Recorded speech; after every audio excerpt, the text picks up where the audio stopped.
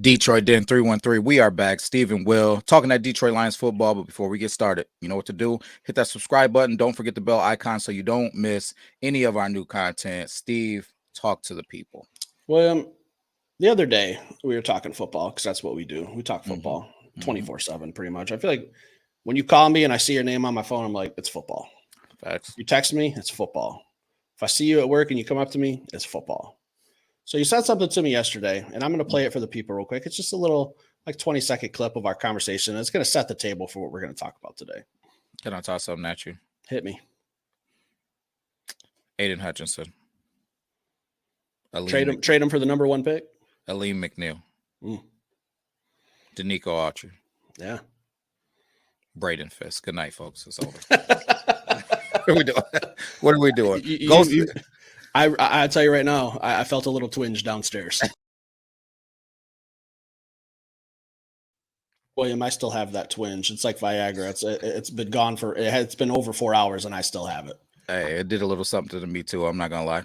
So what we're going to talk about today is some possibilities in the draft for the Detroit Lions. How to make this defensive line absolutely nasty. Let's start with Braden Fisk, since that's who we mentioned the other night. Adding him with Aiden Hutchinson, Aleem McNeil, and maybe another, like we said, Danico Autry, if that's a guy we go for in free agency, maybe a Daniil Hunter. But let's just talk about that defensive line, mainly Braden Fisk. We've talked about him before. How do you feel about him? Twitch, man. That's the biggest thing that jumps off the map. And I got to take credit for this because he was a guy watching film that wasn't being talked about that I noticed. And to your credit, you did have him listed when I mentioned him to you. And then you watched the film and you were like, I love him. Yeah. I love him. We've been on this guy before the combine. We're not combine 40-yard dash slappies where it's about the film. And from Western Michigan to Florida State, this dude has shown that he can play football, he can be disruptive, he can be in the run and the pass game. And I need him or someone like him with his traits and characteristics on the Detroit Lions. Absolutely love the guy. So how I found him, I think, was actually I was watching a YouTube video on just sleepers in the draft. I was just looking up like, hey, who's some guys I can keep an eye out for? And I forget who was talking about him. I'd love to give you some credit. I feel like it was one of the big name ESPN guys, so they don't really need my approval. Right. They mentioned him. They showed a quick highlight. I think it was in the ACC championship game, and he just exploded through the defensive line. I immediately took my pen. I don't have Will's girthy pen. I just have a little iPad pen. Yeah, I don't have that big boy there. This is more me if we're talking. I just made a little note of his name. I went and did my homework on my own, and I said, this kid would be a problem.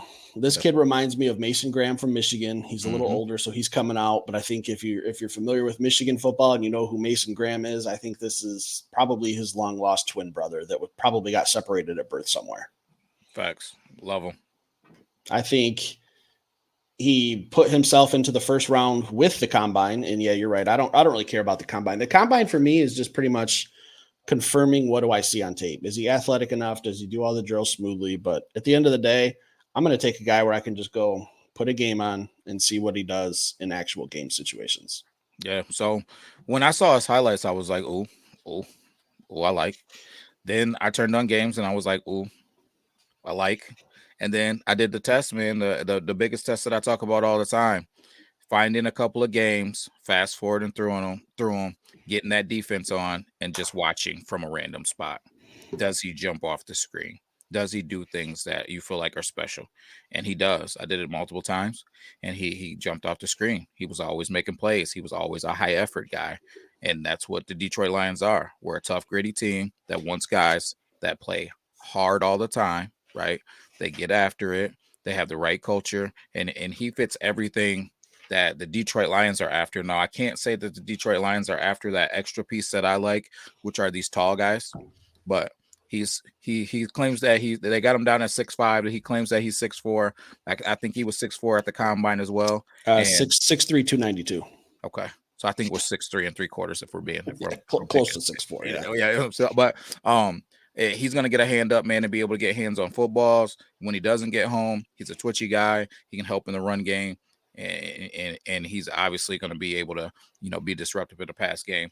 I love the guy for the Detroit Lions, man. And we talked about it yesterday, joking around about that semi joking around about what that defensive line could be. And it'd be Christmas morning if that's what we did. You think the defensive line is the weakness of the Detroit Lions, or is it the secondary? Man, I think that I'm a strong believer in it starts up front. So I got to go to defensive line. Our defensive line can make, and you said it before, and I agree with it. A great defensive line can make a subpar secondary look great. Absolutely. I'm with you too. And I asked that because I think we're both familiar. What Brad Holmes has done every offseason is make your weakness the strength. So I think defensive line is going to be the pick at 29. I don't know what's going to happen in free agency yet. I'm not going down that road. We've talked free agency too much. You guys know how we feel. If you don't, go watch some of our older videos. We've pretty much covered all of our bases. But this defensive line needs to get fixed. Outside of Aiden Hutchinson and maybe Aleem McNeil, sometimes like we're stuck with a Benito Jones and a John Kaminsky / Josh Pascal, who hasn't really worked out yet. I think we just need to get better all around. Just we need guys who can do it all, can stop the run and rush the passer in certain situations. Braden Fisk, 100% that guy. Agreed, man. He'd be a no-brainer. He'd be a no-brainer to me. And what's crazy is I think Braden Fisk before the combine might have been like an early 3rd round pick, but I really think he's a 1st rounder now. I think he's on a lot of people's radar. Not to say that these GMs don't have names written down and people on their list, but I think he really, really projected himself into that late 1st round. I had a guy that we could sneak at 61. We're not sneaking nothing. Not anymore. So I agree. So yeah, I think he's going to be a day one guy. I've seen it in the comments of people when we had talked about maybe taking him at pick 29. People saying, "Oh, he's a 2nd round pick." Well, you know, can't take him that high. I completely disagree. He's a day one guy. His RAS score was like a 9.7 as well. So through the charts athleticism, his tape matches up with all his athleticism. So you take those two things plus his stats and production, I think no brainer. Anywhere between 20 and 32 is where I would think he would go. Yep. But how do you feel about, let's move on a little bit and get into, some people say he's the number 1 defensive tackle in this draft, Byron Murphy. Byron Murphy is another guy, man.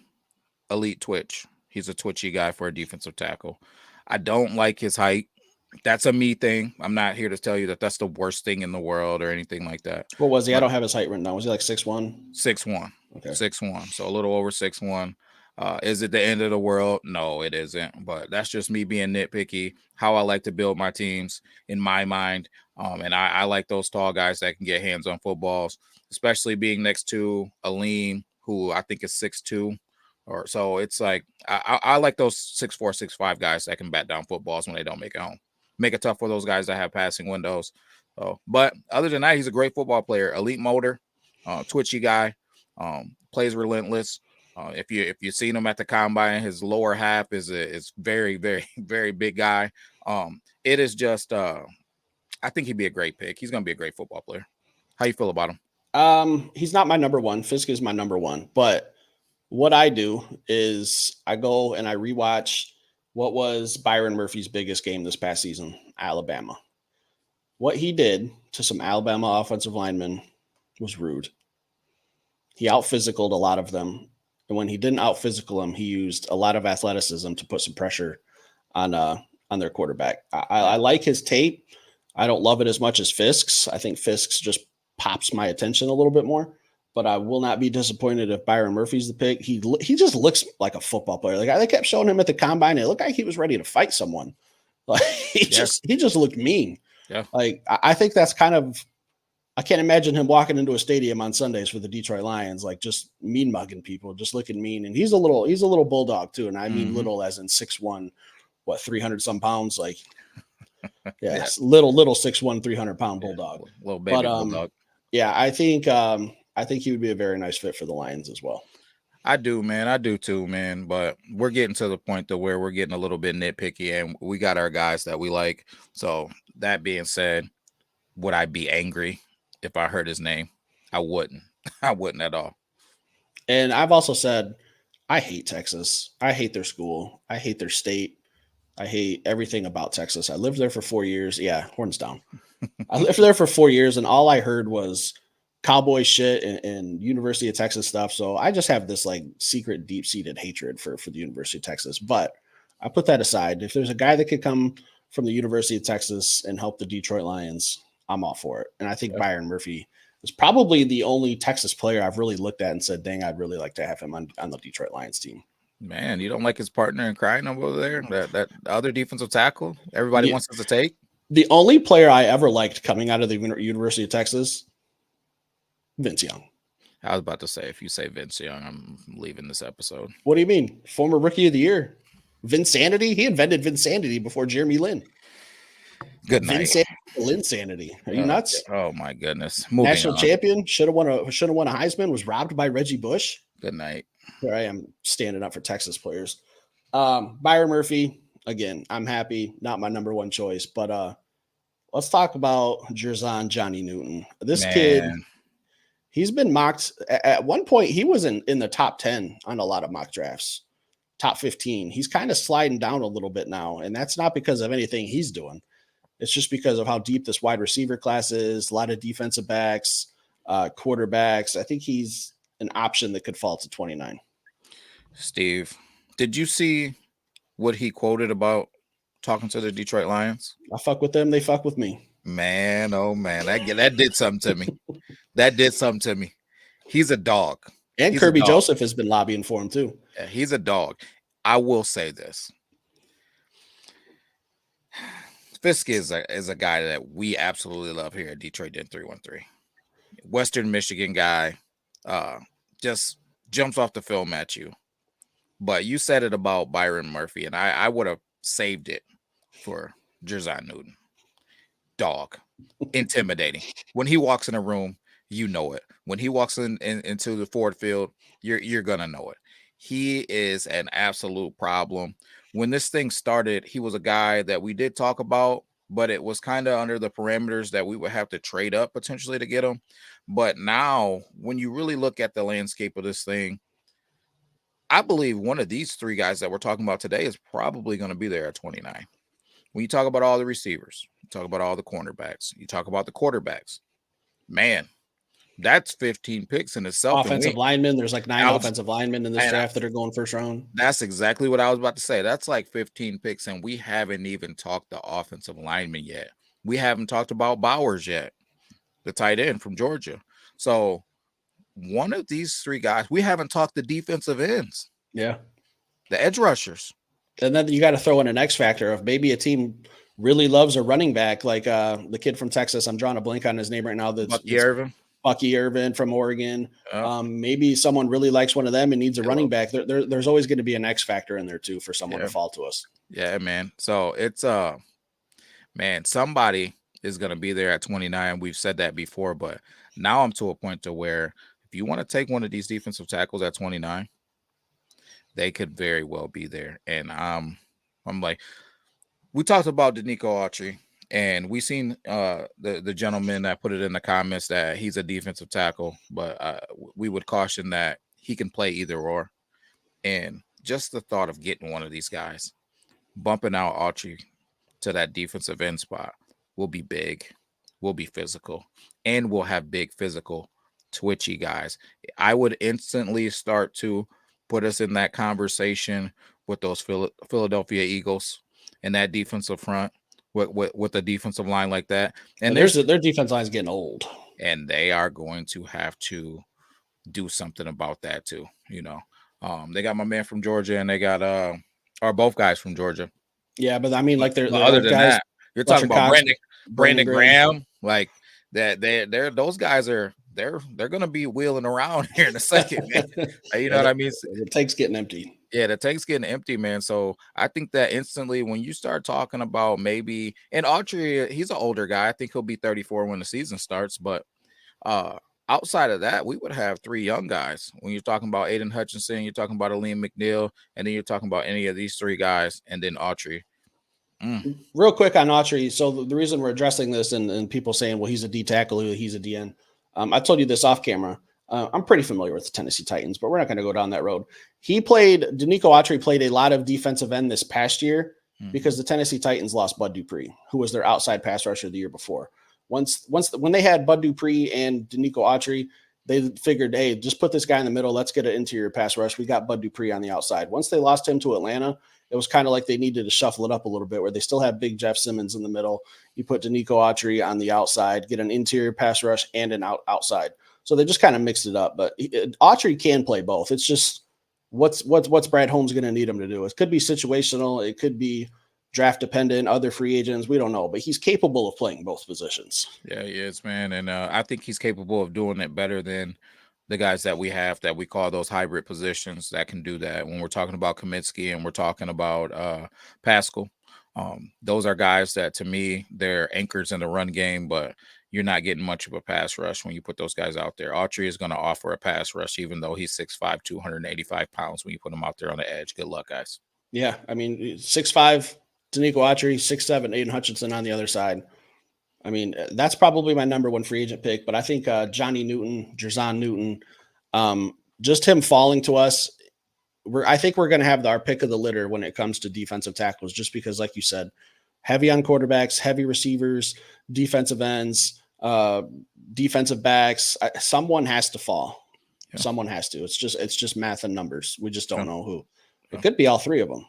It could be, man, and then you'll have your pick of the litter. So that leads me to my next question, Steve. You're sitting there at pick 29, and are you ready for this? Because life's not fair. Life's not fair. You're sitting there at 29. Mr. Fisk is gone.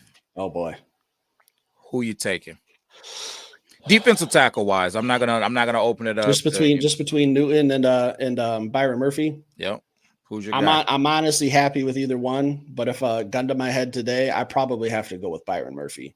Really? You're gonna say really, no matter who I said. Let's be honest.